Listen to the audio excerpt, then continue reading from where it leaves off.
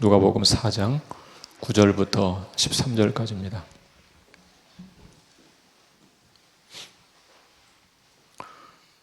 누가복음 4장 9절부터 13절.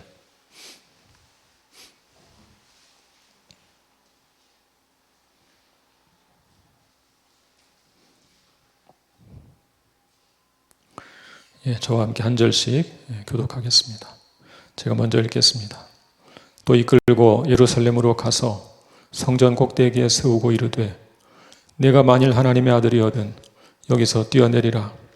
기록되었을 때 하나님이 너를 위하여 사자들을 명하사 너를 지키게 하시리라 하였고 또한 그들이 손으로 너를 받들어 내 발이 돌에 부딪히지 않게 하시리라 하였느니라. 예수께서 대답하여 이르시되 주 너의 하나님을 시험하지 말라 하였습니다. 다 같이 마귀가 모든 시험을 다한 후에 얼마 동안 떠나니라. 아멘. 앉으시겠습니다. 오늘은 종교개혁 기념주일입니다. 저희가 특별한 행사를 하지 않아도 우리 마음에 개혁자들의 정신을 좀 생각하면서 오늘 하루를 보내면 좋겠습니다. 오래전 신학교에 다닐 때 어떤 서울에 있는 대형 교회 주보를 본 적이 있었습니다. 지금은 정통교단에 의해서 이단으로 정죄받은 그런 교회입니다. 그 교회 주보의 일면에 여러 개의 숫자가 쓰여 있었습니다. 1만, 1만 5천, 2만 이렇게 숫자가 쓰여 있었고 그 숫자를 관통한 화살표가 크게 그려져 있었습니다. 무슨 뜻일까요? 교인 수가 10,000명을 넘었고 15,000명을 넘었고 2만 명을 넘었다, 돌파했다 이런 것을 이렇게 써놓은 것이죠. 보통 교인 수는 주보의 뒷면에 공개하죠. 투명한 소통을 위해서 보통 그렇게 하는 것인데요. 그런데 그 교회는 뒷면이 아니라 일면에 가장 잘 보이는 곳에 그림을 그려가지고 1만, 1만 5천, 2만 이렇게 표시를 해놓았었습니다. 홍보를 하기 위해서죠. 그런 홍보 전략을 쓰는 이유가 무엇일까요? 우리 교회가 이렇게 많은 성도들이 모이는 좋은 교회이니까 우리 교회로 오라, 그런 메시지를 담고 있는 것이죠. 이런 것들은 모두 대중에게 어필하기 위한 전략입니다. 이런 전략들은 우리로 하여금 종종 통계 수치의 왜곡에 빠지게 만듭니다. 교인 수가 많은 교회가 좋은 교회일 것이라고 의식화시키는 것입니다. 오늘날 많은 사람들이 큰 예배당에 모여서 화려한 예배를 드리면 성공한 것처럼 생각합니다. 사실 우리 자신도 이 문제에서 완벽하게 자유롭지는 못합니다. 오늘 본문의 말씀은 이런 의식화 작업에 길들여져 있는 우리의 모습을 비추어 줍니다. 우리 본문 9절을 다시 한번 읽어보겠습니다. 9절 말씀, 시작. 또 이끌고 예루살렘으로 가서 성전 꼭대기에 세우고 이르되 내가 만일 하나님의 아들이거든 여기서 뛰어내리라. 사탄은 예수님을 예루살렘으로 이끌고 가서 성전 꼭대기에 세웠습니다. 약 135m라고 합니다. 그 높은 곳에서 아래를 내려다보고 있습니다. 더구나 아래에는 기드론 골짜기가 펼쳐져 있어서 더 높게 느껴질 것입니다. 사탄은 지금 그곳에서 예수님에게 뛰어내리라고 제안합니다. 그런 곳에서 뛰어내려서 다치지 않는다면 사람들은 하나님의 특별한 보호하심이 있었다고 칭송할 것입니다. 지금 마귀가 예수님을 유혹하고 있는 장소가 예루살렘 성전입니다. 유대인들이 신성시하는 곳입니다. 전쟁으로 예루살렘이 함락되었을 때 많은 유대인들이 성전으로 숨었습니다. 성전만큼은 무너지지 않을 것이다. 그렇게 생각했기 때문입니다. 그런 사실을 생각하면 얼마나 마귀가 지능적인 고단수인가를 짐작할 수 있습니다. 본문 9절에 있는 마귀의 제안을 잘 보십시오. 마귀는 예수님을 하나님의 아들이라고 인정합니다. 네가 만일 하나님의 아들이라면, 이 말은 실제 사실을 가정하는 것입니다. 마귀가 예수님을 하나님의 아들로 인정한 것입니다. 그러면서 예수님에게 성전 꼭대기에서 뛰어내리라 유혹합니다. 하나님의 아들이 성전에서 뛰어내리고 하나님의 천사를 보내서 구출한다면 얼마나 멋진 장면인 줄 되겠습니까? 사탄은 예수님을 유혹하면서 시편 말씀을 인용합니다. 첫째와 둘째 시험에서 예수님께서 성경을 인용하시자 흉내를 내보는 것이죠. 우리 한번 시편 같이 읽어볼까요? 시편 91편 11절 12절 같이 읽겠습니다. 시작. 그가 너를 위하여 그의 천사들을 명령하사 내 모든 길에서 너를 지키게 하심이라. 그들이 그들의 손으로 너를 붙들어 발이 돌에 부딪히지 아니하게 하리로다.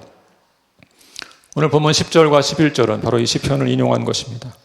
지금 마귀가 이렇게 유혹하고 있습니다. 당신은 하나님의 아들이 아닙니까? 한번 뛰어내려 보십시오. 그러면 시편에 기록된 것처럼 하나님이 당신을 지켜주지 않겠습니까? 구출해주지 않겠습니까? 여러분, 이 유혹의 의미가 무엇일까요?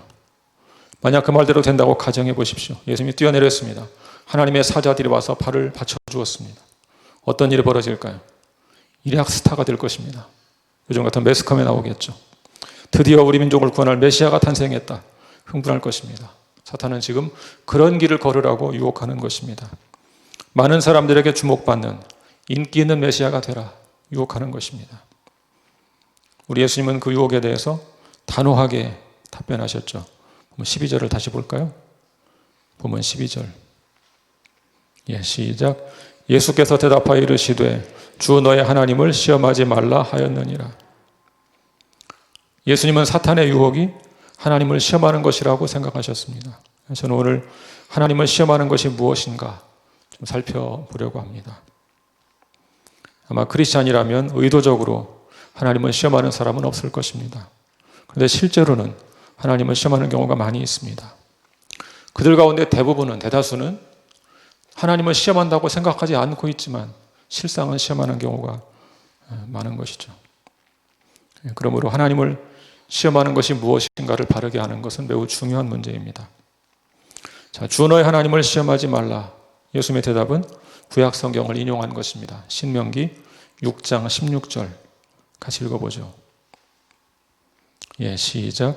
너희가 마사에서 시험한 것 같이 너희 하나님 여호와를 시험하지 말고. 마사에서 시험한 것처럼 시험하지 말라 그랬죠. 마사에서 무슨 일이 있었을까요? 한번 출애굽기를 같이 보겠습니다. 출애굽기 17장 1절부터 7절까지 함께 교독하겠습니다. 출애굽기 17장 1절부터 7절 함께 한 절씩 교독하겠습니다. 이스라엘 자손의 온 회중이 여호와의 명령대로 신광야에서 떠나 그 노정대로 행하여 르비딤의 장막을 쳤으나 백성이 마실 물이 없는지라. 백성이 모세와 두어 이르되 우리에게 물을 주어 마시게 하라. 모세가 그들에게 이르되 너희가 어찌하여 나와 다투느냐? 너희가 어찌하여 여호와를 시험하느냐? 거기서 백성이 목이 말라 물을 찾으매 그들이 모세에게 대하여 원망하여 이르되 당신이 어찌하여 우리를 애굽에서 인도해 내어서 우리와 우리 자녀와 우리 가축이 목말라 죽게 하느냐? 모세가 여호와께 부르짖어 이르되 내가 이 백성에게 어떻게 하리이까? 그들이 조금 있으면 우리에게 돌을 던지겠나이다. 여호와께서 모세에게 이르시되 백성 앞을 지나서 이스라엘 장로들을 데리고 날강을 치던 내 지팡이를 손에 잡고 가라. 내가 호렙산에 있는 그 반석이 거기서 내 앞에 서리니 너는 그 반석을 치라. 그것에서 물이 나오리니 백성이 마시리라. 모세가 이스라엘 장로들의 목전에서 그대로 행합니다. 다 같이. 그가 그곳 이름을 마사 또는 무리바라 불렀으니 이는 이스라엘 자손이 다투었으며 또는 그들이 여호와를 시험하여 이르기를 여호와께서 우리 중에 계신가 안 계신가 하였음이더라. 언뜻 보면 이 사건은 그냥 물이 없어서 백성들이 모세에게 불평한 사건처럼만 보입니다. 2절에서 물을 달라고 하는 백성들을 향해서 모세가 뭐라고 책망하고 있습니까? 2절을 다시 한번 보세요. 너희가 어찌하여 여호와를 시험하느냐? 어찌하여 여호와를 시험하느냐? 모세는 어떤 면을 보고 여호와를 시험한다고 했을까요? 3절을 보시면 백성들의 불평이 좀 더 구체적으로 표현되죠. 당신이 어찌하여 우리를 애굽에서 인도하여 내어서 우리와 우리 자녀와 우리 가축을 목말라 죽게 하느냐? 당시 이스라엘 백성들은 단지 물을 구하는 것으로 그치지 않았습니다. 그들은 한 걸음 더 나아가 출애굽 자체를 원망했습니다. 여러분, 누가 출애굽하게 했습니까? 하나님이 하셨습니다. 이스라엘 백성들은 그동안 수많은 기적을 체험했습니다. 하나님 명령을 거역하는 애굽 땅에 10가지 재앙이 내리는 것을 보았습니다. 홍해가 기적적으로 갈라지는 것도 체험했습니다. 그런 놀라운 기적을 목격하면서 이스라엘 백성들은 하나님이 살아계심을 직접 체험했습니다. 그런데 그런 이스라엘 백성들이 출애굽 자체를 원망하고 있습니다. 이것은 하나님에 대한 근본적인 불신입니다. 애굽 땅에 10가지 재앙을 내리시고 홍해를 마르게 하신 하나님을 인정하지 않는 근본적인 불신입니다. 7절은 이스라엘 백성들의 문제가 무엇인가를 잘 지적하고 있습니다. 우리 다시 한번 읽어볼까요? 7절. 7절 시작. 그가 그곳 이름을 마사 또는 무리바라 불렀으니 이는 이스라엘 자손이 다투었으며 또는 그들이 여호와를 시험하여 이르기를 여호와께서 우리 중에 계신가 안 계신가 하였음이더라. 언뜻 생각하면 단지 물이 없어서 불평한 것처럼 보입니다. 그런데 이스라엘 백성들은 그런 불평을 넘어서 하나님을 시험하는 자리까지 나아갔습니다. 어떻게 시험했습니까? 하나님 살아계시다면 우리에게 가장 절실한 물을 주실 것이라고 생각했습니다. 뒤집어서 말하면 물을 주지 않으면 하나님은 살아계신 분이 아니라는 말이 되는 것이죠. 자신들의 필요를 채우는 문제를 가지고 하나님을 시험한 것입니다. 물을 주시면 살아계신 하나님, 안 주시면 살아계시지 않은 하나님, 그렇게 되는 것이죠. 사탄이 뭐라고 유혹했습니까? 네가 만일 하나님의 아들이라면 여기서 뛰어내리라. 하나님이 사자를 보내서 내 발이 돌에 부딪히지 않게 할 것이다. 그 말의 의미가 무엇입니까? 뛰어내려서 하나님이 지켜주시면 하나님은 살아계신 분이고 그렇지 않으면 살아계신 분이 아닌 것이죠. 여러분, 이스라엘 백성들이 물을 구한 것은 생리적인 현상 때문입니다. 욕구 때문이죠. 잘못이 아닙니다. 물을 구해야죠. 당연히 물을 마셔야 되지 않습니까? 예수님도 일용할 양식을 구하라고 하셨죠. 여러분, 하나님은 당신의 자녀들에게 필요한 것을 공급하시는 분입니다. 문제는 지금 이스라엘 백성들이 자신들의 욕망을 기준으로 삼은 것입니다. 그 기준에 맞으면 하나님은 살아계신 분이고 맞지 않으면 하나님 존재를 의심하는 것이죠. 사탄의 유혹도 마찬가지입니다. 성전 꼭대기에서 뛰어내려서 한번 뛰어내려 보라. 그렇게 유혹한 것은 인기를 끌고자 하는 욕망 때문이죠. 사람들의 이목을 끌기 위해서 뛰어내리라는 것입니다. 이론적으로 생각하면 욕망 자체는 사람의 본능일 수 있습니다. 그러나 만일 누가 이것을 실행한다면 그는 그 순간 자신의 욕망 때문에 하나님을 시험하는 것입니다. 이것은 하나님께 영광을 돌리는 것이 아닙니다. 단지 자기 욕망을 채울 목적으로 하나님을 이용하는 것입니다. 하나님의 아들이라면 성전 꼭대기에서 뛰어내려도 하나님이 지켜주실 것이다. 말을 뒤집어 생각하면 지켜주지 않으시면 당신은 하나님의 아들이 아니다. 그런 말이 되는 것이죠. 이것은 곧 자기 욕망을 합리화하기 위해서 하나님을 시험하는 것입니다. 내 욕망을 채워주시면 하나님은 살아계신 분이고 그렇지 않으면 하나님은 살아계신 분이 아닌 것이고 그렇게 되는 것이죠. 우리가 얼마나 자주 이런 식의 신앙생활을 합니까? 얼마나 자주 우리의 신앙생활은 자기 중심적입니까? 교회들을 생각해 보십시오. 어떤 교회들은 집회가 아니라 종교적인 쇼를 합니다. 사람들의 이목을 끌기 위해서죠. 그런 쇼를 위해서 많은 거짓말이 동원됩니다. 더 큰 집회, 화려한 집회를 위해서 거짓말을 합니다. 우선 집회 참석자 수를 부풀려서 광고하죠. 우리가 주최하는 집회에 가장 많은 사람이 모였다. 그렇게 과시하고 싶은 것입니다. 포스터를 만들 때는 많은 사람들이 모인 그림을 배경에 넣고 포스터를 만들죠. 마치 그 집회에 그렇게 많이 모인 것처럼 보이기 위해서죠. 목사님들에게 교인 수를 물으면 대개 부풀려서 말합니다. 출석 교인 수를 물었는데 제적 교인 수를 답합니다. 실제보다 적당히 부풀려서 말하죠. 사람들의 주목을 끌기 위해서 교회조차도 세상 사람 쓰는 방법을 쉽게 도입합니다. 그리고 그 집회가 소위 성공적인 집회가 되게 해달라고 기도합니다. 그런 요구가 관철되면 하나님께 영광을 돌린다고 말합니다. 관철이 안 되면 주의 종을 망신시켰다 하나님께 때를 씁니다. 거짓말로 일을 벌여놓고 하나님께 마무리해달라고 간청합니다. 자신의 욕망에 따른 일임에도 불구하고 하나님의 일이니까 하나님이 책임져 달라고 으름장을 놓습니다. 이런 일은 모두 하나님에 대한 불신앙에서 나오는 것입니다. 하나님을 내 욕구를 채우기 위한 수단으로 삼고 시험하는 것이죠. 어떤 사람들은 재물로 하나님을 시험합니다. 하나님께 재물을 달라고 간구합니다. 주시면 하나님을 신뢰하고 안 주시면 하나님 인정하지 않습니다. 하나님께 기도할 때도 으름장을 놓죠. 하나님, 이번 사업을 성사시켜 주시지 않으면 하나님은 더 이상 믿지 않겠습니다. 기도인지 협박인지 알 수 없는 그런 기도를 드리죠. 자신의 기준으로 재물의 복을 정해놓고 하나님이 그 기준을 채워주지 않으면 믿지 않겠다고 엄포를 놓습니다. 바로 그런 것이 하나님에 대한 불신이고 하나님을 시험하는 것입니다. 어떤 사람들은 자기 생각으로 인생의 제도를 다 결정합니다. 그리고 그 결정에 대해서 추인해달라고 하나님께 요청합니다. 모든 것을 다 결정해놓고 하나님 오케이 사인만 해주시면 좋겠습니다. 그렇게 기도하죠. 오케이 사인을 주지 않으시면 하나님께 잘못이 있는 것처럼 몰아붙이고 대학 합격을 위해서 기도합니다. 내가 목표하는 대학에 합격시켜 주시면 하나님은 살아계신 분이라고 찬양합니다. 뒤집어 말하면 그렇지 않으면 하나님은 돌아가신 분이 되는 것이죠. 내 생각과 내 뜻대로 모든 것을 결정해놓고 하나님께 뒤처리를 부탁합니다. 그 뒤처리의 결과에 따라서 하나님을 신뢰할지 말지 결정합니다. 이런 태도가 하나님을 시험하는 것입니다. 때로 간증을 듣다 보면 이런 말하는 경우가 있죠. 어떤 기적적인 일을 체험한 것을 간증하면서 이렇게 말합니다.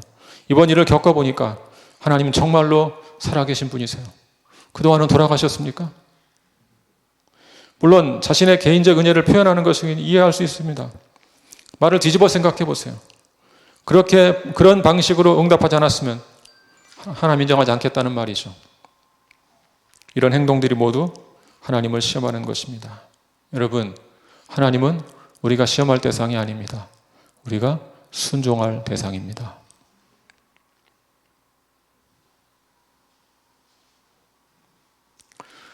예수님은 이 시험 전에 침례받을 때 하나님의 아들로 인정받았습니다. 그분의 사역을 시작하기 전에 공적으로 인정을 받은 것입니다. 그런 공적인 인정을 받은 직후에 하나님은 시험하라 유혹을 받은 것입니다. 예수님은 그 시험을 단호하게 거절합니다. 뭐라고 말씀하십니까? 주 너의 하나님을 시험하지 말라. 이 말씀을 통해서 예수님은 하나님의 자녀가 어떻게 그분을 대해야 하는지 보여주셨습니다. 하나님은 시험할 대상이 아닙니다. 우리는 다만 그분께 순종해야 합니다. 그런 사실을 보여주신 것입니다.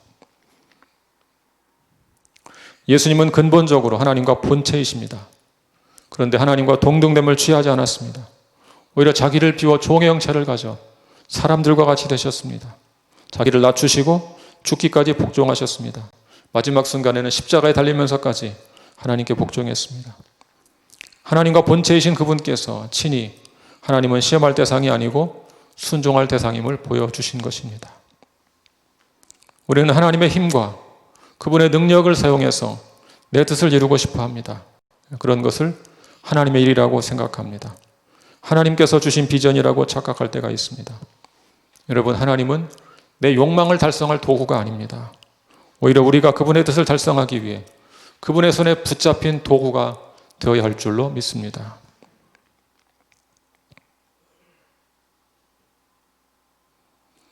우리가 할 일은 내 욕심을 이루기 위해서 그분을 시험하는 것이 아니라 하나님께 순종하는 것입니다.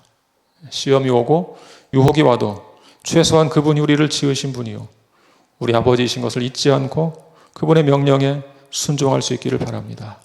그럴 때 비로소 하나님께서 우리를 사용해서 내 일이 아니라 그분의 일을 이루실 것입니다.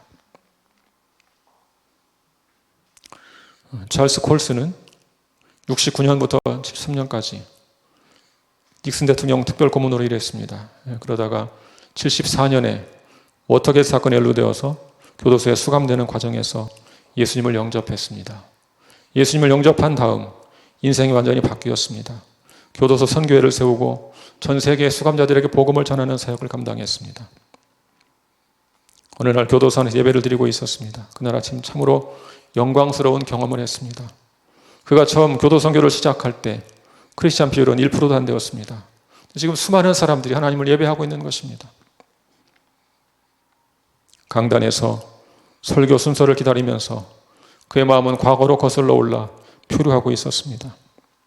자신이 받은 학위들, 훈장들, 재판에서 변호하고 승소한 사건들, 높은 요직에서 내린 중요한 결정들이 떠올랐습니다.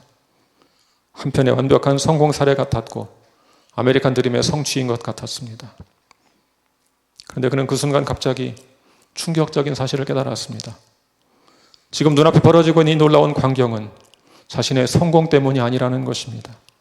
오히려 하나님은 자신의 처절한 실패를 통해서 일하고 있다는 생각이 들었습니다. 교도소 복역 경험은 자신의 인생에서 겪은 가장 처절한 실패였고 치욕스러운 경험이었습니다. 그런데 하나님께서 그런 자신의 실패를 가장 유용하게 사용하고 있는 것입니다. 그 충격적인 진실을 인식하면서 그는 비로소 자신이 세상을 거꾸로 보고 있었다는 것을 깨달았습니다. 일평생 성취한 모든 것을 다 잃었을 때 하나님이 그를 사용하기 시작한 것입니다. 그는 러빙갓이라는 책에서 이렇게 고백합니다. 중요한 것은 우리가 무엇을 하느냐가 아니라 통치하시는 하나님이 우리를 통해 일하시기 위해 무엇을 택하시느냐이다. 하나님은 우리의 성공을 원치 않으신다. 그분은 바로 우리 자신을 원하신다. 그분은 우리 업적을 요구하지 않으신다. 우리의 순종을 요구하신다. 사랑하는 여러분, 하나님은 우리가 대단한 영광을 누리는 것을 원하시는 것이 아닙니다. 다만 그분은 영광스러운 하나님께 우리가 순종하기를 원하십니다. 하나님은 우리가 스스로 큰 일을 감당하기를 원하는 것이 아닙니다. 다만 크신 하나님께 순종하기를 원하는 것입니다. 우리 스스로 큰 자가 되기를 원하고 우리 스스로 주목받는 자가 되기를 원하는 것은 사탄 마귀의 유혹입니다. 세상적인 방법과 세상적인 가치를 동원해서라도 큰 일을 이루겠다. 그런 유혹을 물리치시기를 바랍니다. 그것이 하나님을 시험하는 일입니다. 주 하나님을 시험하지 마십시오. 다만 우주의 창조주이시고 우리를 지극히 사랑하시는 신실하신 아버지에게 순종하시기를 주의 이름으로 축복합니다. 같이 기도하겠습니다.